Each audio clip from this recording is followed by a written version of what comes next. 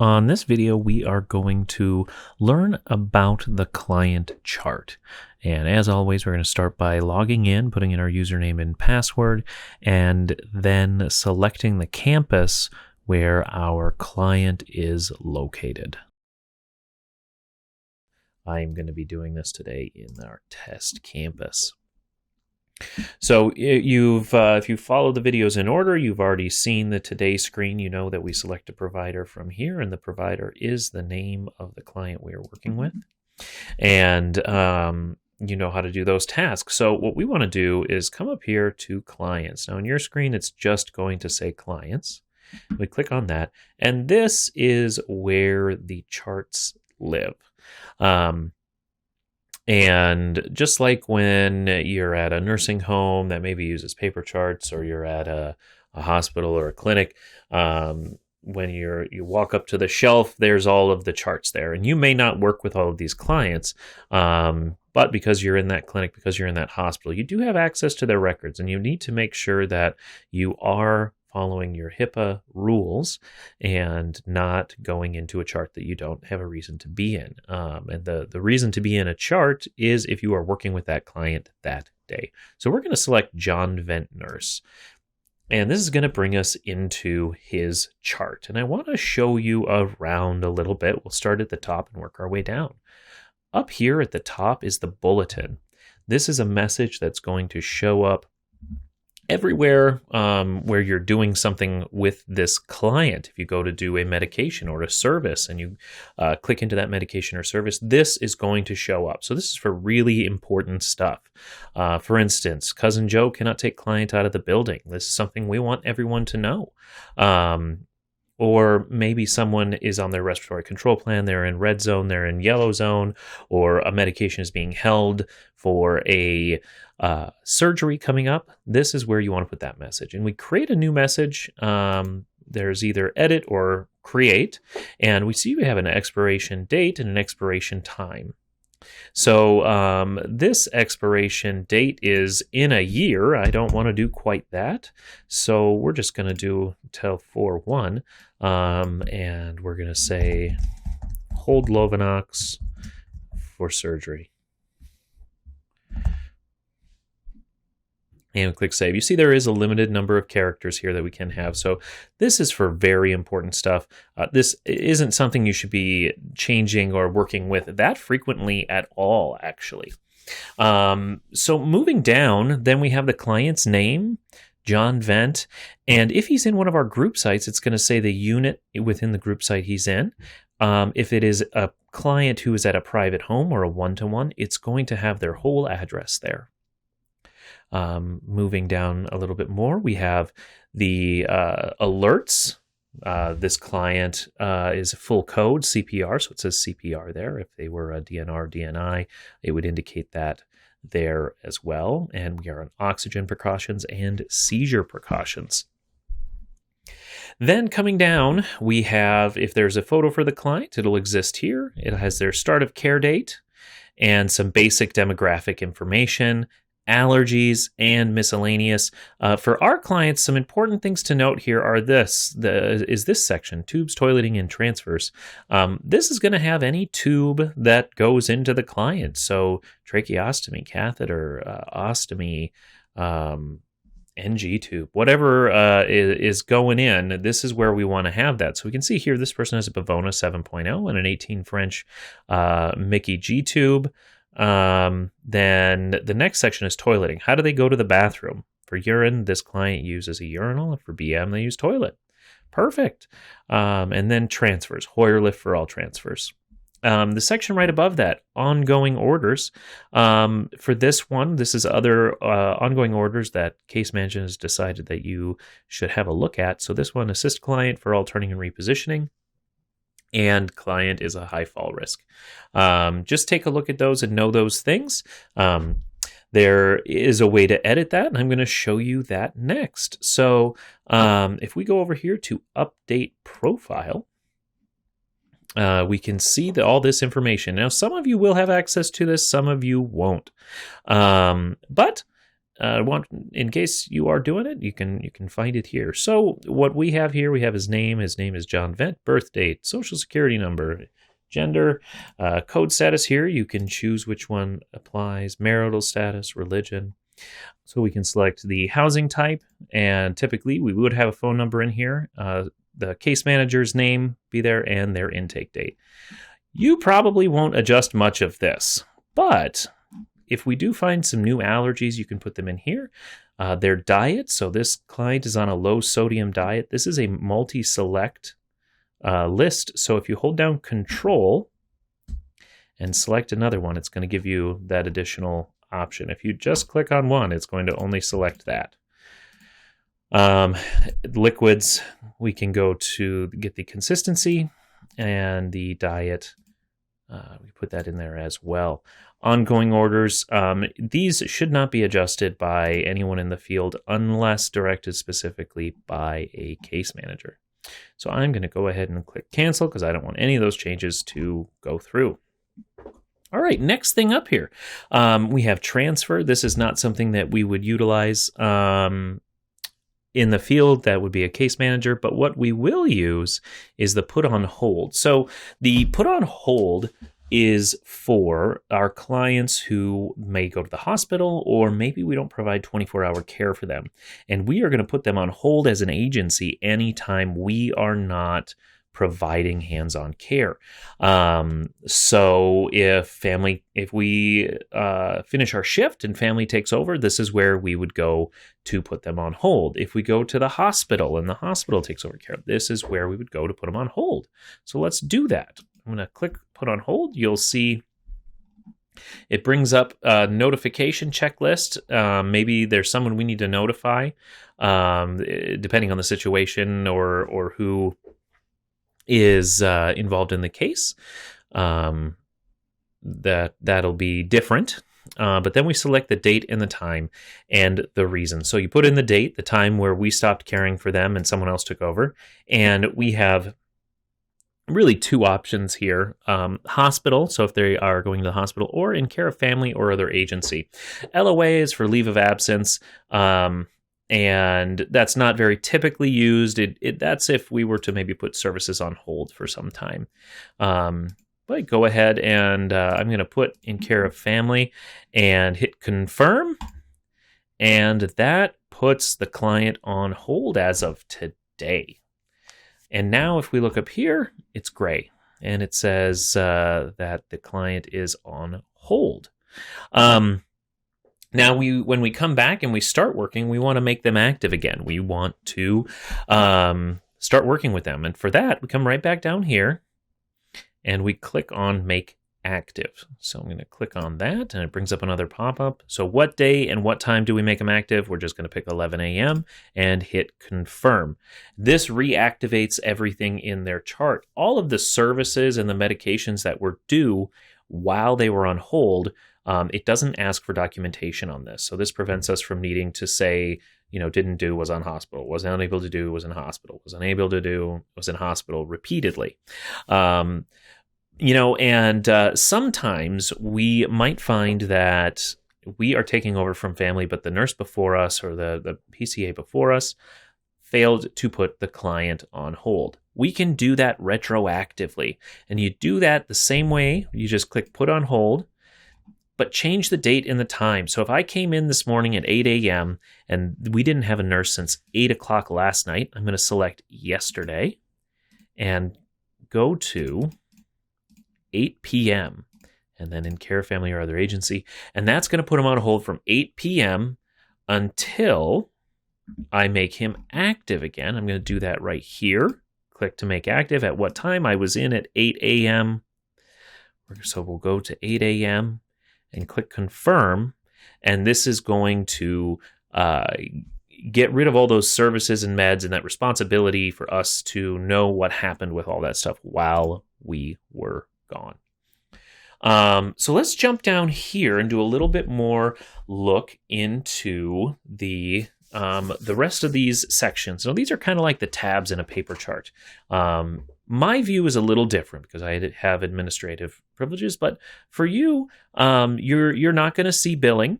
that's not going to be an option for you. Contacts you will see. Click on contacts here.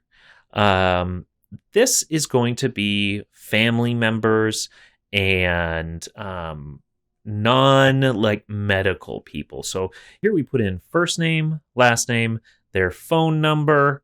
You can add additional, they can put their email address in, as much information as you have, and then they want to know the relationship. So here we can say brother-in-law. Just start typing here. Let's see, pastor, things like that. If it's a family member who has guardianship, click this button. If it's a POA, you can put that there. Just select whatever is relevant and click save. I'm going to hit cancel so we don't add anything here. But you can also change ones that are already in here. So I'm going to click on Aunt Sally here, and you can edit the details. And it's just the same now. You can put in a new number or whatever, make those changes, hit save, and that is going to make that change.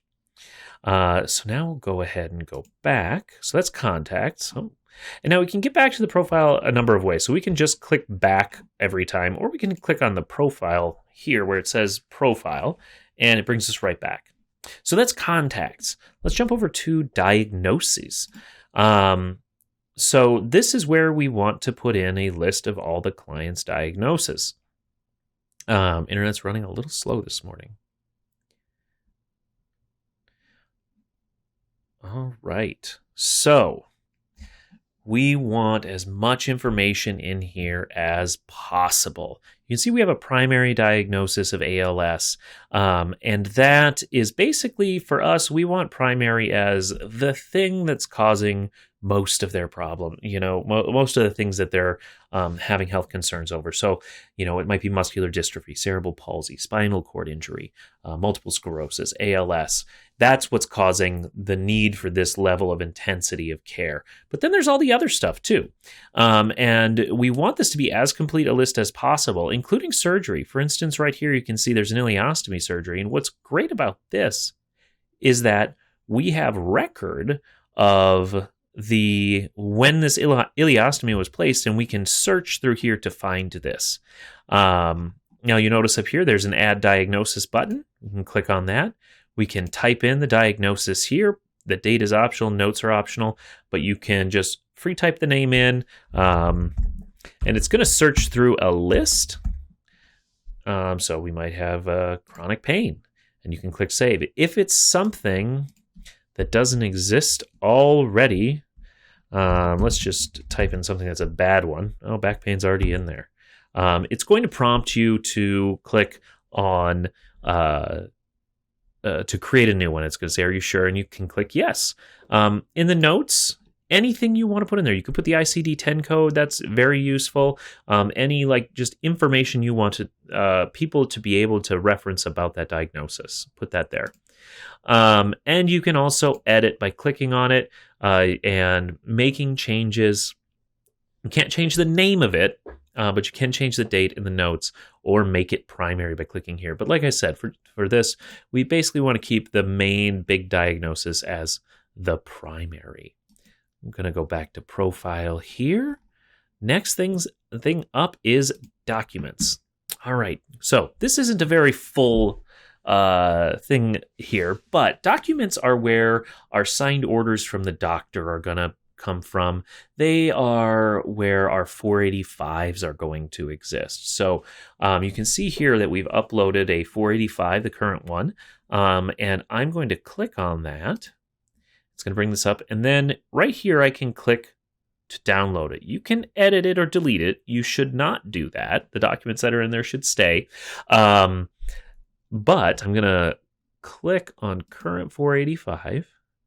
And here is that 485 that we're used to seeing in our client charts. And it's got the whole care plan, the med list, the doctor's signature, everything on here for that client. And so this is what you can reference for that. Now, also in here is where you're going to have respiratory control plans, seizure protocol, cathing protocol. all those other sort of paper things, we're trying to get it to digital so that we don't have to have the paper records, and then they are available at any time, just in perpetuity. So we can always look back at what an order may have been a while ago. So that's documents. I will jump over here to incidents. This is where you want to view old incidents. So incidents covers like skin breakdown and falls, and we'll go into the full list here. But this is where if we had incidents from this date range, they would show up. And we could get it. Here we go. So we've got an old one on 2/19 that we can then view and see, oh, we had a fall. What were the circumstances? But this is also where we will report an incident. So I'm going to click on report an incident. And the incident date and time, we recognize that a lot of times you aren't able to report an incident right when it happened. So you can change the date and time of the incident to match when it happened. And then for category, we have audit, staff, and resident. For your purposes, really the only one you're going to do is resident, unless directed by case manager. So we have a list here then of different incident reports.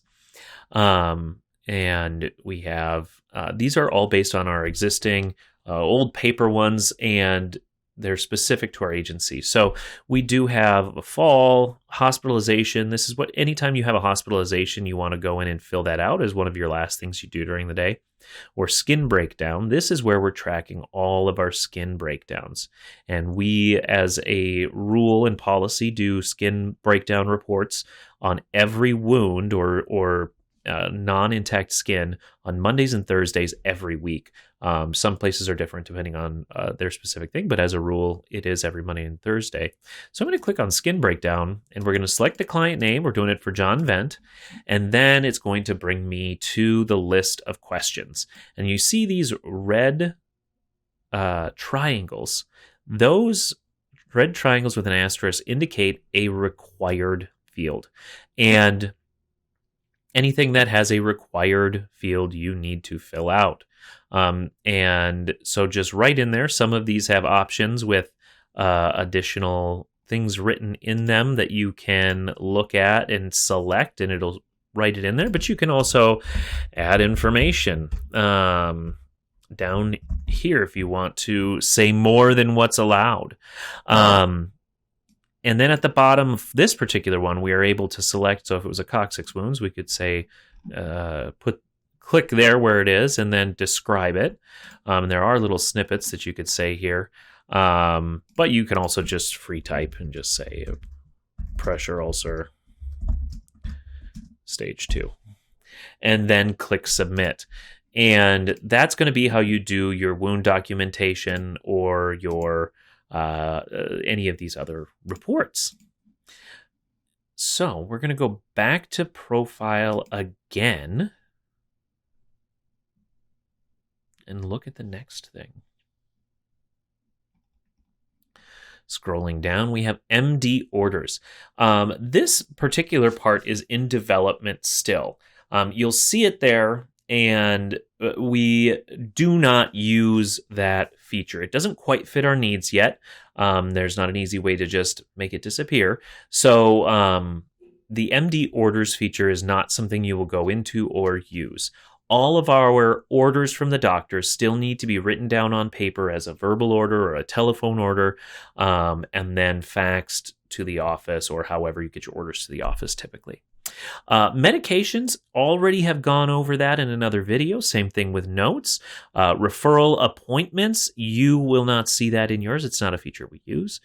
Next up is reports. Now you can go into reports here, but there's actually a better way that I want to show you, which gives you a few more options. So you can click in here and select the type of reports, but it gives you a big list and not a great way to look at it. So I actually want to come up here and to fax print and then click on reports.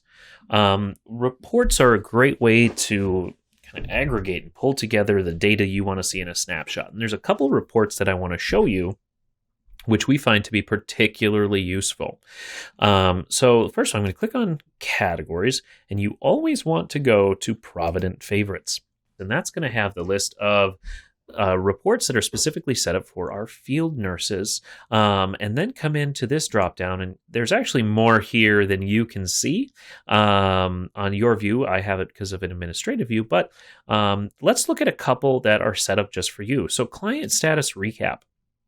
This is your snapshot of the last couple days. So when you come in and you want to know what's happened out of the ordinary or what's happened with my client over the last few days, you're going to want to do that one and select one resident. Which resident? John Vent. And let's create a report. And it's going to pop up a separate report. This doesn't have any information in it because this is a test database. But the information that will show up in there is going to be the vital signs from the last 24 hours on a graph. Really nice way for you to look at it. And it's also going to show you the nursing notes from the last 36 hours. It's going to show you any service notes. And it's going to show you any PRN medications that have been given. Really great little report to kind of just see what's happened over the last few days. The other report I want to show you is clinical summary by client. This is our one and done, like anytime we need to give a med list or hand off to another agency, this is the report we're going to do. So I select that from the list, clinical summary by client, select my client, and create report. Now, again, this isn't going to have a ton of data in it because this isn't this is a test database, but it is going to show you the general outline of it. Here we go. So it has the client's name there, all of that information from their profile that we showed you earlier, has their address, allergies, diagnoses, vaccinations if they're in there, emergency contacts, resources, which we're going to get into in just a second, their doctors, their insurance information, all of their medications. It includes the recent vitals that have been taken. It tells you which medications were given in the last 24 hours, or I'm sorry, which medications were given over the last 2 days. And also it shows all the services that are done for the client. So if you're going to a doctor and you need to get a report on what's been done, this is the one that you want to share with them.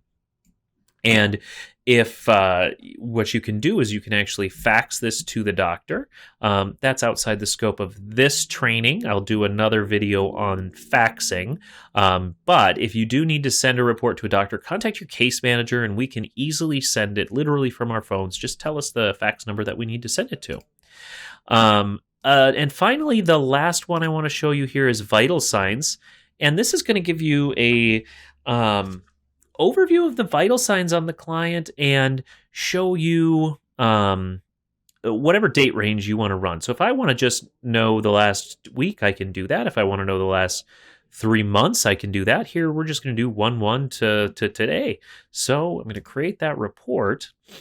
And it's going to create these nice line graphs that we like to see where we can look at that data, see where there is outlier information, and then it's also going to list everything. I really like this report when I'm trying to just quickly find out what their vitals have been.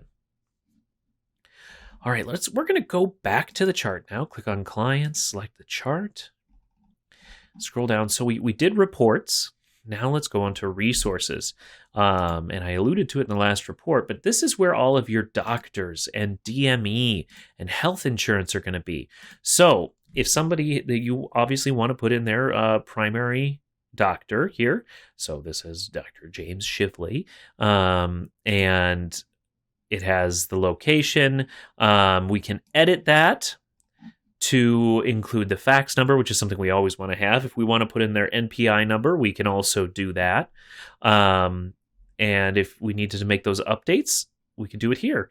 The thing to keep in mind is actually this is a global list of doctors. So if Dr. James Shively at Shively Medical, if we change his information here, everyone who has Dr. Shively, it's going to update for them as well. So just keep that in mind. It says here, this is going to also affect these people. So maybe you need to make sure that you're making the right change. We can also add a provider. or add an organization or add a health plan. So let's start with adding a provider. This looks just like the edit screen. Put in their first name, last name, the type of doctor. And so you need to start typing it and it'll bring up an option and you have to select one that fits. If you have trouble with that, contact your case manager. We'll go over it with you and find the right one. You don't have to put in their organization, but that is very, very helpful. So here's how you add it. I'm going to hit cancel. Okay. Organizations. These are pharmacies, DME companies, hospitals, places that your client could go, jobs, schools, all that kind of stuff. And we want all that information here. Super helpful. And we can see here we have a reliable medical supply, Walgreens. This particular Walgreens is where they get their VimPap from. And this particular Walgreens looks like that's maybe where they get the rest of their stuff from.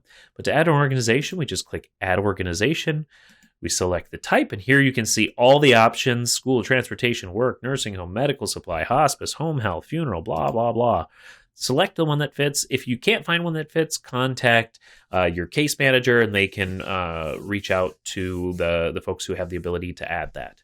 But put in all the information you have, and then in the notes, this is a great place where you can say, like, this is where we get this specific medication. Or if it's a school and they have a certain contact over there, you could say, Sally is the special ed coordinator. Her direct number is this. If it's a DME company and this is where you get all of your urology supplies, you could say, urology supplies come from this DME company and ventilator supplies come from this company. And it's really going to make it easier for the people coming in and for you. Whoops, I clicked out of it. To be able to know who to call. Health plans, this is just where we are going to add the health plans. I don't see this being something you would typically do unless you found out that a client had an additional one that wasn't listed. This is where you're going to find somebody's MA or UCare number. Great for if you're making ride appointments or trying to get some supplies and like, hey, what's their insurance information? And this is where you would come to find that. All right, let's go back to the profile. We've talked about service plan already, so let's go over to vitals. All right, so this is where we are going to view and enter vitals. So let's start with how to view them. So like a lot of places, there's a date range here, and you could just select for this week or a month or a year, whatever you want, as long as we have data going back. It is there. And we can group by type or group by date. So maybe you only wanted to see what they had for bowel movements. You can group by type and take a look here. Okay, BMs. He had this many on 316, this many on 312, none in between. And you know, okay, well, he hasn't had a bowel movement in a lot of days. Or he had a bowel movement yesterday. Again, there'll be more data in here for clients who are actually active and not in the test database. But you can also group by date. So maybe you just want a snapshot of the day before, and we'll go to one you can see here, like, all right, on the 12th, we had a blood sugar of 300, 1 BM, 98% oxygen. There'll be more information. They'll have blood pressure and the pulse, all those things, oral intake on a live actual client. They will have more information, which is good. But this is where you could look at like a snapshot of the day. Also, this is where we come to record vitals. So we click on record vital, and it has a complete list of all of our vital signs. Now we have the normal stuff, blood pressure, respiration, temperature, but we also have a few other things in here that I want to bring your attention to. We have pulse oximetry, but we also have blood sugar in here, and we also have fluid intake. We have bowel movements. They're in here somewhere, and we have urine output and SpCO2, and weight. So we want to track all of those things as vital signs because it pulls them into certain reports. But that's where we're gonna do all of our INOs, If, for instance, this right here, urine output unmeasured. So for somebody where we're not measuring it, we're just saying, okay, it was a small urine medium. If they maybe urinate into briefs or they self-toilet and you want to record that, you can put that in. But this is where all that information is going to be put in.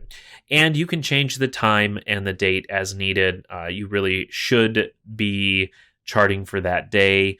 But if you know that they urinated, an hour ago, you can change that time. You can also, if you happen to be in the wrong client, you can select their name here. But if you do go through the client chart, it's automatically going to have that client's name here. So that is the client chart. Reach out to your case manager or your trainer and ask more questions about this. If you're wondering how to do something, watch the video again. Thanks and have a great day.